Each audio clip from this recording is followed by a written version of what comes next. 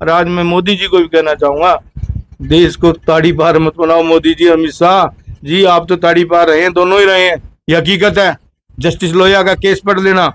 और मैं आज बताना चाहता हूँ हरियाणा की जनता क्यों। ताऊ जी की मैं सह संग बोलूंगी, हाँ? सह की मैं संग बोलूंगी। बोलने वालों को ज्यादा कोई और ना अच्छा जय तो पूछूं मैं संग जी। मंदिर में जब भी हम पूजा करानी, बोलूं। सिर्फ एक ही बात कहा भगवान ने, बेब की बार भूपेंद्र गंगवा पार। तो यहाँ से शुरुआत करांगे। नमस्कार जी, नमस्कार भैया। क्या नाम है जी?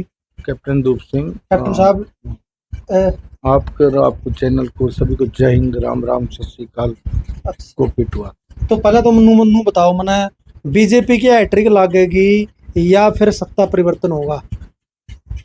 बीजेपी भाई भागते चोर की लंगोटी है, ये भागते गए पैर हैं इनके, अब इनको कोई देने वाला नहीं है।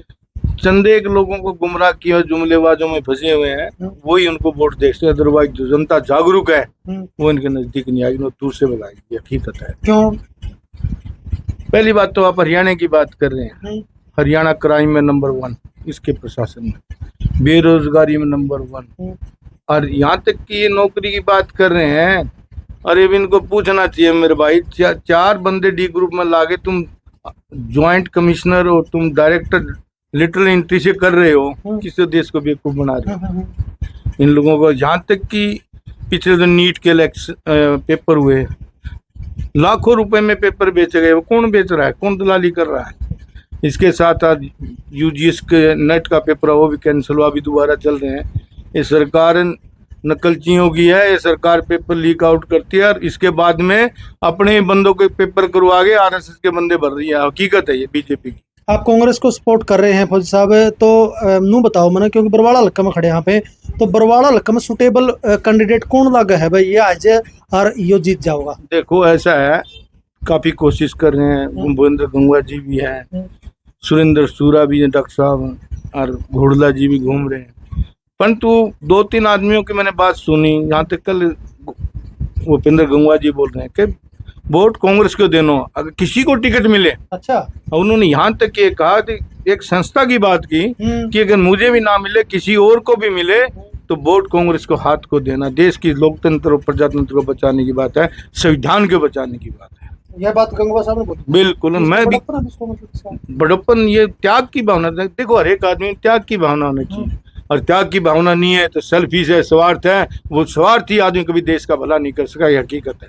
चलो ठीक है भाई साहब। तो भाई साहब राम राम। राम राम भाई साहब। तो क्या लगा आपने अगला विधायक, मतलब टिकट तो मंडी है, लेकिन सबसे पहले हम बताओ कौन सी पार्टी ने सपोर्ट करो?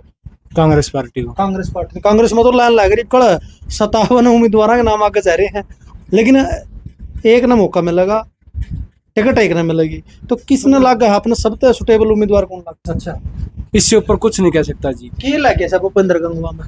मिलनसार है जी, 10 साल से मेहनत कर रहे हैं, जैसे फौजी साहब जी ने बोला, त्याग जरूरी है। अच्छा। किसी भी काम में करो, त्याग बहुत जरूरी है, अपने सेल्फिश मत करो। अच्छा। उन्होंने क्या कहा, किसी वो टिकट मिले जो कांग्रेस से जुड़ा हुआ है, वो किसी भी कारण से जुड़ा है, वो कांग्रेस को देख के, न कि अपने हितों को देख के। मौजूदा विधायक जोगीराम सियाग है, उनके काम में तो कितने खुश हो जी? खुश नहीं है, आप देख ले जी। आप बताओ जी फौजी साहब। आपने जोगीराम सियाग की बात की, कितने कामों से खुश हैं?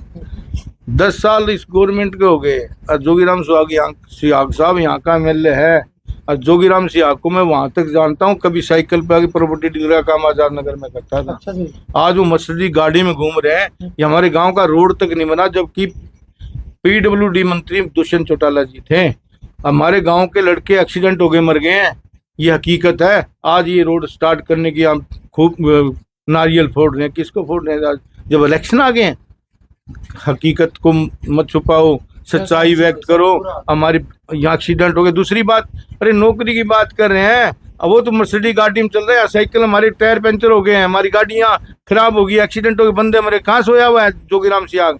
आएंगे, सवाल पूछेंगे, परंतु मैं बता देता हूँ, मेरा नाम से ही मुझे नजरबंद भी करवाते हैं, चाहे दुष्यंत चौटाला हो चाहे जोगीराम सियाग हो, परंतु वक्त आने पर जवाब देंगे। और कहता है गिद्धनों की बबकी और शेर अपना रास्ता नहीं बदले करती, हकीकत है। कह देना जोगीराम सियाग, मेरी आवाज को सुनते हो, दुष्यंत चौटाला भी, गिदड़ों की भभकियों से शेर अपना रास्ता नहीं बदली करा करते, वो अपने रास्ते पे चलते हैं, चाहे उनको कुर्बानी भी देने क्यों ना पड़े। ये हकीकत है देश की। और आज देश जिस में गुजर रहा है, तानाशाह की तरफ बढ़ रहा है।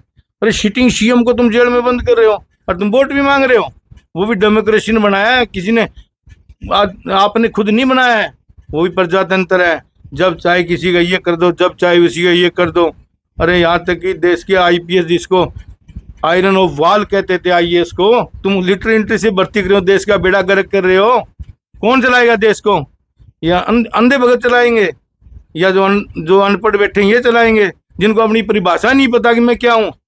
सोमनाथ का मंदिर 1025 में मोहम्मद गजनी लूटा था। हरियाणा के लोगों ने, इतनी ताकतवर है हरियाणा के लोगों, उस गजनी को हरियाणा के लोगों ने रोका, लूटा।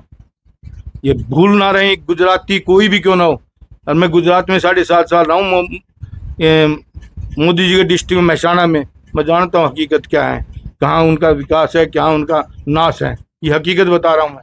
7.5 साल मोदी जी के डिस्ट्रिक्ट महसाणा में रहा हूँ, अहमदाबाद में रहा हूँ।